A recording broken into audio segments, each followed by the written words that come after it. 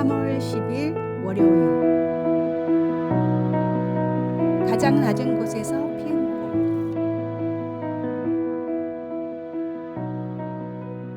한국 전쟁이 끝난 직후에 태어나 힘든 상황에서 신학을 공부하던 허병섭 목사님은 졸업을 앞두고 백혈병에 걸렸습니다. 병상에 누워 죽을 날만 기다리던 허 목사님은 교회 성도들이 십시일반으로 모은 성금으로 그나마 요양을 할 수 있었습니다. 놀랍게도 그 과정에서 병이 나았고 건강이 회복되는 기적이 일어났습니다. 목사님은 신학교를 졸업한 뒤 자신을 위해 없는 형편에도 돈을 모아준 성도들을 생각하며 가장 낮은 곳에 내려오셨던 예수님과 같은 마음으로 평생을 살겠다고 다짐하셨습니다. 그는 고아로 태어나 구두 닦기를 하는 아이들과 함께하기 위해 청계천의 판자촌을 찾아갔고 혹시 거리낌이 있을까 싶어 목사님이라는 것도 밝히지 않았습니다. 이후 빈민선교단체인 특수지역선교위원회를 만들어 꼬방동네 같은 여러 빈민가를 찾아다니며 사람들의 고충을 함께했고 이 과정에서 5번이나 감옥에도 가셨습니다. 노가다 목사님, 빈민의 벗이라고 불리던 목사님은 생애 마지막까지 세상에서 가장 소외된 사람들을 찾아가 함께하고 예수님을 전하는 삶을 살다가 소천하셨습니다. 우리도 예수님을 믿고 구원받은 두 번째 인생을 허 목사님처럼 의미 있게 살아야 합니다. 나를 조금 더 내려놓고 하나님을 위해 예수님처럼 섬기는 삶을 살아야 합니다. 직분이나 명예가 아닌 진정한 섬김의 자리에서 우리는 참된 기쁨을 발견할 수 있을 것입니다. 오늘의 말씀. 인자가 온 것은 섬김을 받으려 함이 아니라 도리어 섬기려 하고 자기 목숨을 많은 사람의 대속물로 주려 함이니라. 오늘의 만나. 당신은 지금 어떤 자리에서 누구를 섬기고 계십니까? 가장 낮은 자리에서 시작하는 작은 섬김이 하나님 나라를 위한 아름다운 열매가 될 것입니다.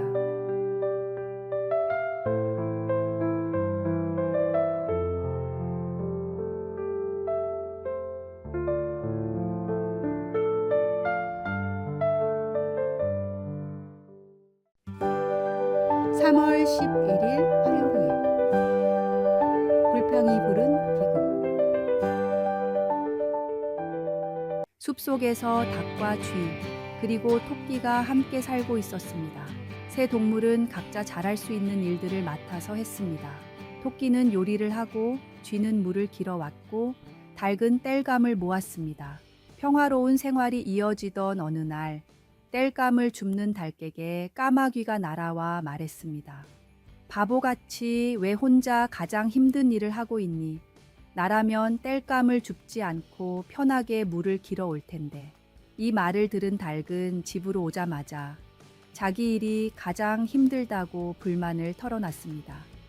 결국 닭의 제안으로 서로의 담당이 바뀌었는데 나무를 하러 간 토끼는 늑대에게 잡아먹히고 물을 뜨러 간 닭은 부리로 물통을 제대로 들지 못해 물에 빠져 죽고 말았습니다. 쥐는 부엌에서 기다리다 못해 혼자서 땔감도 구하고 물도 기르려 했지만 결국 과중한 일로 인해 굶어 죽고 말았습니다.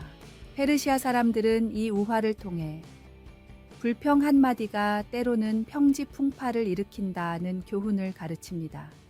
작가 라이트는 불평과 잔소리를 한마디씩 할 때마다 당신의 가정은 무덤으로 들어가고 있다라고 했습니다. 불평은 가정뿐만 아니라 직장, 교회, 어느 곳에서도 유익을 가져다 주지 않습니다. 오히려 불평은 공동체를 무너뜨리고 관계를 깨뜨리는 독과 같습니다. 정말로 어렵고 억울한 상황이 찾아온다 하더라도 불평하기보다는 성령님의 인도하심을 더욱 구하십시오. 주어진 상황에서 감사할 것을 찾고 맡겨진 일에 최선을 다하는 것이 우리가 가야 할 길입니다. 불평 대신 감사로, 원망 대신 기도로 채워갈 때 우리의 삶은 더욱 아름답게 빛날 것입니다. 오늘의 말씀.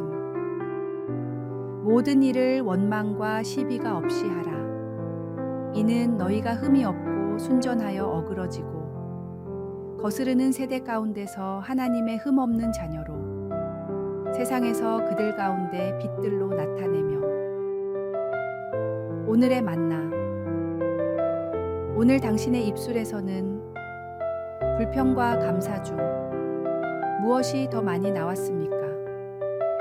불평은 우리의 영혼을 메마르게 하지만 감사는 우리의 삶을 풍성하게 합니다.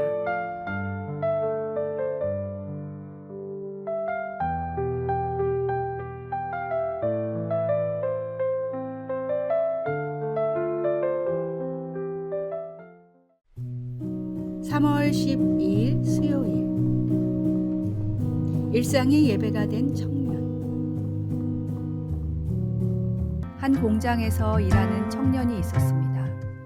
그는 매일 아침 출근 전 성경을 읽고 기도하는 것으로 하루를 시작했지만 자신의 삶이 하나님께 충분히 영광을 돌리지 못한다고 고민했습니다. 작은 기계 부품을 조립하는 단순한 일이 과연 하나님을 기쁘시게 할 수 있을지 늘 의문이었기 때문입니다. 어느 주일 교회에서 로마서 12장 1절 말씀을 듣던 중 그의 마음에 특별한 깨달음이 찾아왔습니다. 너희 몸을 하나님이 기뻐하시는 거룩한 산 제물로 드리라는 말씀이 그의 일상과 연결된 것입니다. 다음 날부터 청년은 자신의 일을 새로운 시각으로 바라보기 시작했습니다.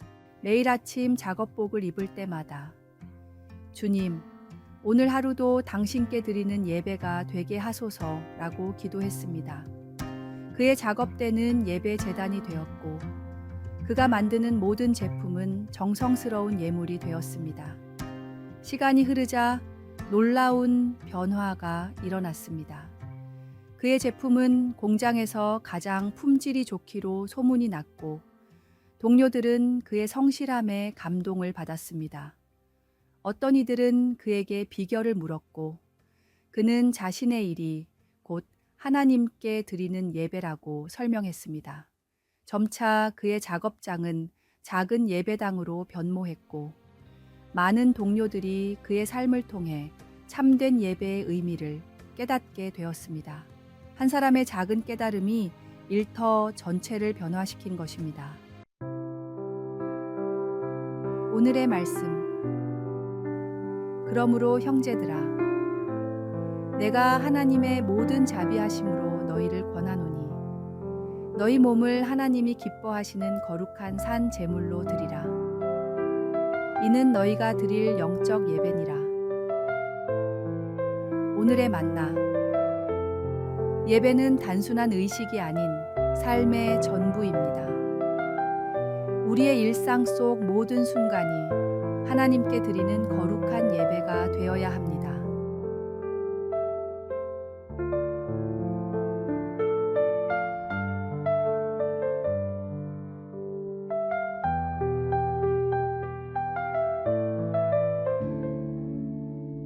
(3월 13일) 목요일. 열판의 기적.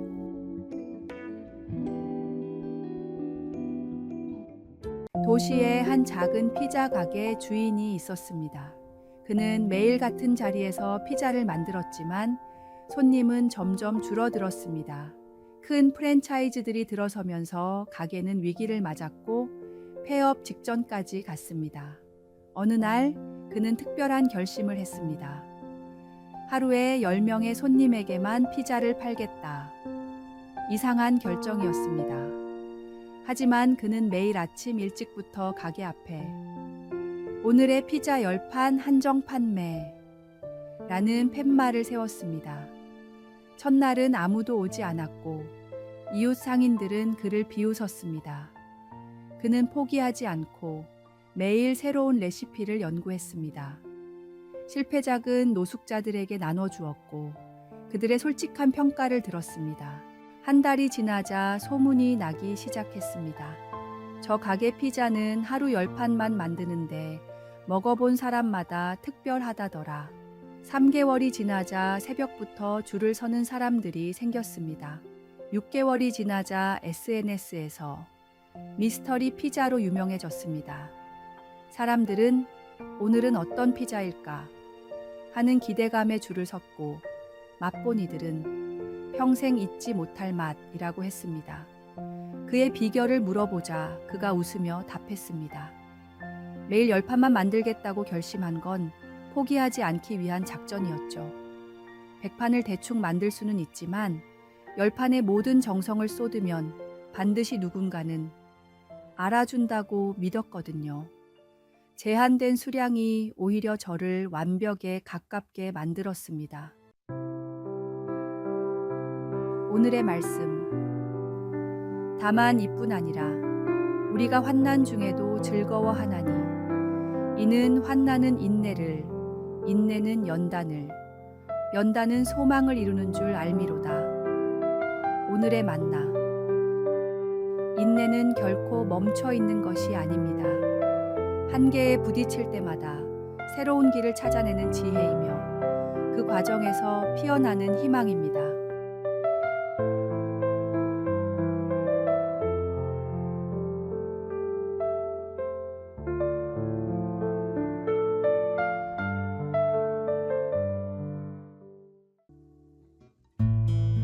(3월 14일) 금요일. 잊을 수 없는 생명의 은혜. 가재를 잡으러 남목산 계곡으로 떠난 3명의 아이들이 있었습니다. 이른 아침에 나간 아이들은 저녁이 돼서도 돌아오지 않았고 아이들의 부모님들은 바로 실종 신고를 했습니다. 경찰과 더불어 온 마을 사람들이 나서서 산을 뒤졌지만 아이들은 흔적조차 발견할 수가 없었습니다. 그렇게 무려 28일이 지났고 공식적인 수색도 끝났으며 아이들의 생존에 대한 가망이 점점 사라져갈 때였습니다. 약초와 나무를 캐러 남목산을 오르던 할머니들이 가늘게 들려오는 살려주세요 라는 소리를 듣게 되었습니다. 서둘러 소리가 나는 곳으로 가보니 앙상하게 뼈만 남아있는 아이 3명이 누워서 내는 소리였습니다. 아이들은 골짜기에 갇혀 빗물을 받아먹고 겨우 살아있었지만 힘이 빠져 제대로 구해달라는 소리를 내지 못했습니다. 다행히 할머니들의 발견으로 3명의 아이는 구조되었고 다시 건강을 회복했습니다.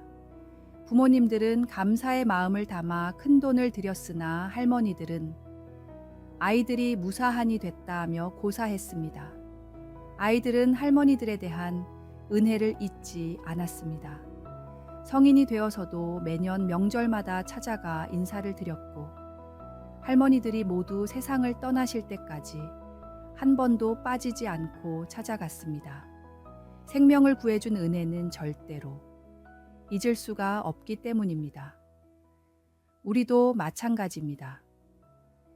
죄로 인해 영원한 죽음 앞에 놓여있던 우리를 구원하신 하나님의 은혜는 얼마나 크고 놀라운 것입니까?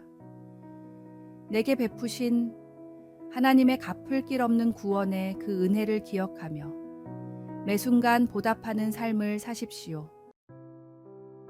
오늘의 말씀. 내게 주신 모든 은혜를 내가 여호와께 무엇으로 보답할까? 내가 구원의 잔을 들고 여호와의 이름을 부르며. 오늘의 만나. 오늘 당신이 누리는 모든 것이 하나님의 은혜임을 기억하십시오. 그 은혜에 감사하며 살아가는 것이 우리가 할 수 있는 최선의 보답입니다.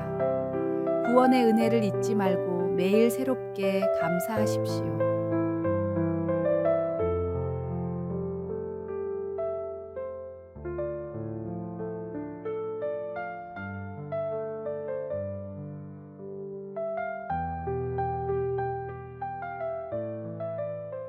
아래에 빨간색 글자 구독을 누르시어 더 많은 전도의 열매를 맺으시기를 기도합니다.